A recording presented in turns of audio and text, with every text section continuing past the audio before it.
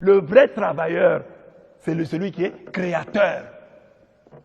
C'est lui qui crée des emplois. C'est lui qui crée des entreprises. Un homme qui ne crée pas d'entreprise, qui ne crée pas d'emploi, c'est un paresseux. C'est la paresse dont je parle ici. La paresse du travailleur. Tu travailles, on te paye. Tu es un salarié. Mais tu es un paresseux. Parce qu'à part ton travail, tu dois faire autre chose. Regardez les stars du football. Ils jouent au football. Là, ils reçoivent un salaire. Mais ils ont investi, hein, par-ci, par-là, ils ont investi par-ci, par-là. Et c'est ça qu'ils ont beaucoup d'argent. Pas le salaire. À part le salaire, tu n'as rien d'autre. Tu attends seulement la fin du mois. Et toi, la femme du salarié aussi, tu attends la fin du mois. Et là, vous êtes trouvés dans une même maison, deux paresseux, attendant la fin du mois. Et je l'ai dit souvent, il y a des gens, ils travaillent et il est licencié. Le jour après, il devient pauvre. Il n'a plus rien. Parce qu'il n'a pas épargné. Parce qu'il n'a pas investi. Lui, il attendait toujours le salaire. Il y a des choses que tu peux faire. Les jeunes qui ont fait l'université. Tu as fait l'université, la faculté où tu as étudié, tu as retenu comme assistant. Maintenant, tu es un chef de travaux. C'est déjà bien, tu as un travail. Tu as un poste. Mais maintenant, la paresse peut t'attaquer là-bas. Tu es seulement chef de travaux, assistant. Sans article, tu ne publies rien, tu ne fais plus de recherches. Toi, tu es toujours là, assistant du tel professeur. Mais tu ne publies rien. Or, on te dit qu'en publiant, tu vas te faire un nom. En intervenant. À la radio. À la télévision. On va te connaître. Le savoir-faire doit être accompagné du faire-savoir. Montre aux gens que tu connais, que tu as des choses que tu maîtrises, que tu peux les aider en ceci et en cela. Oh, j'ai seulement du travail. Tu es un paresseux. Crée. Même si tu travailles pour quelqu'un, réfléchis. Comment à partir de ce que moi j'ai fait ici, je peux aussi faire comme lui. Quelles sont les erreurs qu'il a que moi je ne pourrais pas rééditer dans l'entreprise que moi je vais créer? Et il y a aussi un projet. Dieu honore les gens qui ont des projets. Mais tu n'as aucun projet. Même les jeunes, tu es jeune à la maison, tu as des choses que tu peux faire. Ici en Afrique, tu peux commencer à élever les poules. Si tu as 30 000 francs, tu peux déjà commencer quelque chose. Tu peux déjà commencer quelque chose. Imagine, tu as fait 2 ans avec un poulailler. Chaque fois que tu avais l'argent, tu payes seulement les poules. Paye les poules, paye les poules. 2 ans après, tu sais combien de poules tu auras? Au moins tu seras un petit fermier. Chez toi là. Tu peux même, à l'occasion d'une fête, dire non maman, ne dépensez pas. J'ai 5 poules ici, je vous les offre pour la fête. Tu es déjà devenu un garçon responsable. Tu n'as pas l'argent. Mais le peu que tu as eu, tu l'as investi dans cette petite ferme.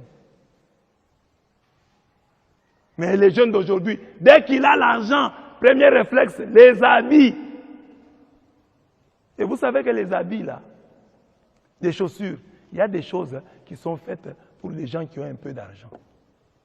Il y a certaines chaussures, toi tu es encore pauvre, tu es piéton. Tu vas payer des chaussures de $300. Et chaque jour tu fais les piétons. Mais ces chaussures vont s'abîmer. Toi paye les ketchs, des gros ketchs là. Comme tu es piéton, fais des gros ketchs là. Si tu montes avec, tu descends avec, il n'y a pas de problème. Tu n'es pas véhiculé, mais tu vas payer des chaussures qui coûtent cher. Et chaque fois, sur ton avenue là, c'est plein de cailloux. Et tu vas venir les chaussures. Toi, fille, là, dans ton quartier là, c'est plein de cailloux sur la rue là. Tu payes les talons, sous les cailloux. Mais tu vas les abîmer. Paye d'abord pantoufles, perpètes, comme on dit là. Porte d'abord ça. Un jour viendra. Nous ne sommes pas créatifs. Quelqu'un termine la formation que nous recevons de nos universités, tu termines les études, tu commences à chercher du travail. On ne nous a pas formés pour que, ayant terminé les études, nous puissions créer du travail. Nous puissions inventer. C'est ça la paresse. Ne considérez pas la paresse comme simplement le fait de ne pas travailler. Il y a des gens qui font 8 heures au travail et non 8 heures de travail. Ce sont des paresseux mais travailleurs. Il y a des gens qui n'attendent que le salaire. Ce sont des travailleurs mais paresseux. Dieu nous dit de fuir la paresse. Nous voulons que la faim, le pain se multiplie. Travaillons. Nous prions, c'est très bien, mais travaillons. Nous travaillons, c'est très bien, mais prions. Marchons avec les deux. L'Afrique doit se réveiller. Nous avons tant de potentialités. Nous devons changer les choses. Regardez nos villages. Depuis des siècles. Les maisons sont toujours construites de la même manière. Les villageois ont de la paille gratuite dans nos savanes.